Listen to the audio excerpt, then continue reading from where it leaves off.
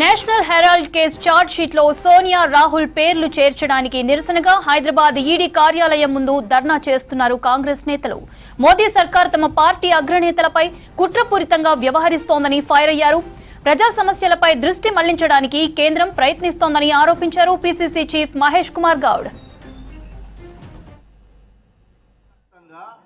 BJP fascist పాలన రాహుల్ గాంధీ గారికి దినదినం పెరుగుతున్న ఆదరణ చూసి ఓర్వలేక ఈ దేశంలో కుల సర్వే ఛాంపియన్ గా భారత్ జోడో యాత్రలో సాగుతున్నప్పుడు ఈ దేశంలో ఎవరు ఎంత శాతం జనాభా ఉంటే వారికి అంత శాతం ఫలాలు అందాలని ఏదైతే నినాదం తీసుకున్నాడో ఆ నినాదం ఇవాళ మోడీ రాజకీయ మరణ శాసనంగా మారింది. కాబట్టే ఇలా కక్షపూరితంగా నేషనల్ హెరాల్డ్ పేపర్ విషయంలో వారి ఛార్జ్ షీట్లో ఉద్దేశపూర్వకంగా రాజకీయ కక్షపూరితంగా వయసు కూడా చూడకుండా ఇవాళ దేశానికి కోడలుగా వచ్చి అహర్నిశలు దేశం కోసం పాటుపడ్డ సోనియా గాంధీ గారి పేరు చేర్చడం అనేది చాలా బాధాకర విషయం.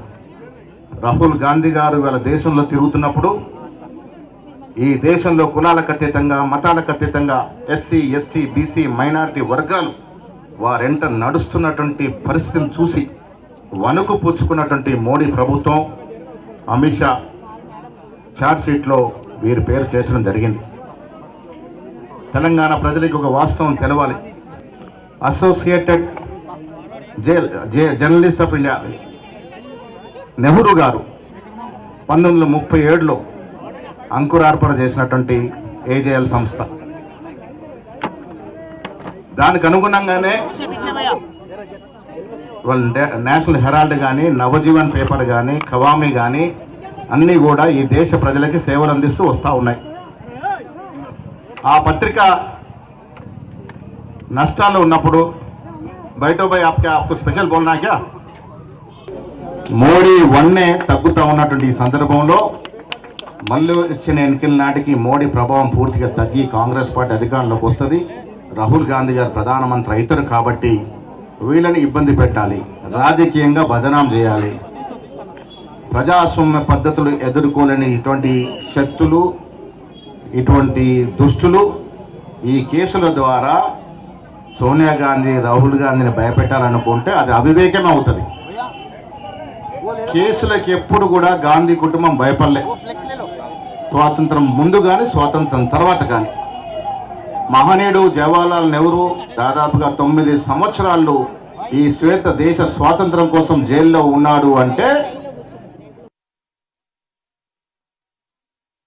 దేశవ్యాప్తంగా బీజేపీ ఫాసిస్టు పాలన రాహుల్ గాంధీ గారికి దినదినం పెరుగుతున్న ఆదరణ చూసి ఓర్వలేక ఈ దేశంలో కుల సర్వే ఛాంపియన్ గా భారత్ జోడో యాత్రలో సాగుతున్నప్పుడు ఈ దేశంలో ఎవరు ఎంత శాతం జనాభా ఉంటే వారికి అంత శాతం ఫలాలు అందాలని ఏదైతే నినాదం తీసుకున్నాడో ఆ నినాదం ఇవాళ మోడీ రాజకీయ మరణ శాసనంగా మారింది. కాబట్టే ఇలా కక్షపూరితంగా నేషనల్ హెరాల్డ్ పేపర్ విషయంలో వారి ఛార్జ్ షీట్లో ఉద్దేశపూర్వకంగా రాజకీయ కక్షపూరితంగా వయసు కూడా చూడకుండా ఇవాళ దేశానికి కోడలుగా వచ్చి అహర్నిశలు దేశం కోసం పాటుపడ్డ సోనియా గాంధీ గారి పేరు చేర్చడం అనేది చాలా బాధాకర విషయం.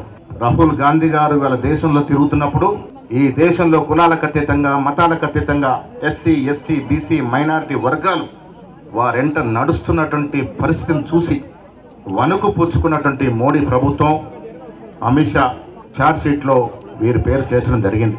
తెలంగాణ ప్రజలకు ఒక వాస్తవం తెలవాలి. నేషనల్ హెరాల్డ్ అనేది కాంగ్రెస్ పార్టీ యొక్క పేపరు. అది నష్టాల్లో ఉంది, జీతపత్యాలకు డబ్బులు లేవనుకున్నప్పుడు మన పేపర్కి మన పార్టీ అప్పు ఇచ్చుకుంది, రుణం ఇచ్చుకుంది. దాంట్లో మనీ లాండరింగ్ ఎక్కడి నుంచి వచ్చిందో అర్థం అవ్వట్లేదు. కొన్ని సంస్థ అన్న వేరేళ్ళదా మనం కొన్నామంటే అది కాదు. అసోసియేట్ జర్నలిస్ట్ సంస్థ అనేది నెహ్రూ గారు స్థాపించిన సంస్థ. ఆ తర్వాత 2010లో కాంగ్రెస్ పార్టీ అదుల్లో ఏర్పడినట్టు యంగ్ ఇండియా సంస్థ. ఇవన్నీ కూడా కాంగ్రెస్లో అంతర్భాగం. మోడీ వన్నే తగ్గుతూ ఉన్నటువంటి ఈ సందర్భంలో మళ్ళీ ఇచ్చిన ఎన్నికల నాటికి మోడీ ప్రభావం పూర్తిగా తగ్గి కాంగ్రెస్ పార్టీ అధికారంలోకి వస్తుంది. రాహుల్ గాంధీ గారు ప్రధానమంత్రి అవుతారు కాబట్టి వీళ్ళని ఇబ్బంది పెట్టాలి, రాజకీయంగా బదనాం చేయాలి. ప్రజాస్వామ్య పద్ధతులు ఎదుర్కోలేని ఇటువంటి శక్తులు, ఇటువంటి దుష్టులు ఈ కేసుల ద్వారా సోనియా గాంధీ, రాహుల్ గాంధీని భయపెట్టాలనుకుంటే అది అవివేకమే అవుతుంది. కేసులకు ఎప్పుడు కూడా గాంధీ కుటుంబం భయపడలే, స్వాతంత్రం ముందు కానీ స్వాతంత్రం తర్వాత కానీ. మహనీయుడు జవహర్లాల్ నెహ్రూ దాదాపుగా 9 సంవత్సరాలు ఈ శ్వేత దేశ స్వాతంత్రం కోసం జైల్లో ఉన్నాడు అంటే బీజేపీ పార్టీలో ఒక్కడంటే ఒక్కడు స్వాతంత్రంలో పాల్గొన్న నాయకుడు లేరు. ఇలా మోడీ, అమిత్ షా ఒక్కడి పేరు కూడా చెప్పలేరు మేము ఫలానా స్వాతంత్రంలో మా నాయకులు పాల్గొన్నారు అని. అలాంటి పార్టీ ఇలా దేశం కోసం, దేశభక్తి గురించి మాట్లాడుతూ ఉంది. నేను మీకు తెలంగాణ ప్రజలు విజ్ఞప్తి చేస్తే ఇలా పెద్దలందరూ మాట్లాడతారు. ఇప్పుడు పసలేని కేసును తీసుకొచ్చి గాంధీ కుటుంబాన్ని ఇబ్బంది పాలు చేసి రాజకీయ లబ్ధి పొందాలని చూస్తున్నటువంటి మోడీ, అమిత్ షా ప్రభుత్వానికి కనువిప్పు కలిగే విధంగా నిన్న అన్ని జిల్లాల్లో కాంగ్రెస్ శ్రేణులు, ప్రజాస్వామ్యం మీద నమ్మకం ఉన్నటువంటి పౌరులు, లౌకికవాదం మీద నమ్మకం పౌరులంతా కూడా ధర్నా చేశారు. ఇవాళ రాష్ట్రంలో హెడ్ క్వార్టర్ అయినటువంటి హైదరాబాద్లో ధర్నా ఇవాళ చేస్తూ ఉన్నాం. డిప్యూటీ ముఖ్యమంత్రి, మంత్రులు, మా ఇన్ఛార్జ్ అందరూ కూడా సమక్షంలో ధర్నా చేస్తా ఉన్నాం. ఈ ధర్నా కొనసాగుతుంది. ఇప్పుడు పెద్దలు వారి వారి సూచనలు చెప్తారు. దయచేసి నిశ్శబ్దంగా కూర్చోండి, ఎవ్వరు కూడా నిలబడదు. అంజన్ భాయ్ మీరు కూడా ముందుకు రమ్మా, మీరంతా కూర్చోండి అమ్మా. లేడీస్ మీరు నిలబడితే వెనుకోలు కనబడదు దయచేసి. కొమరయ్య కూర్చోండి, ఎక్కడో అక్కడ కూర్చోండి దయచేసి. బాబు మీరు కండువాలు వేసుకున్న వ్యక్తులు కూర్చోండి. మీరు అక్కడ ఎవ్వరు నిలబడడం లేదు.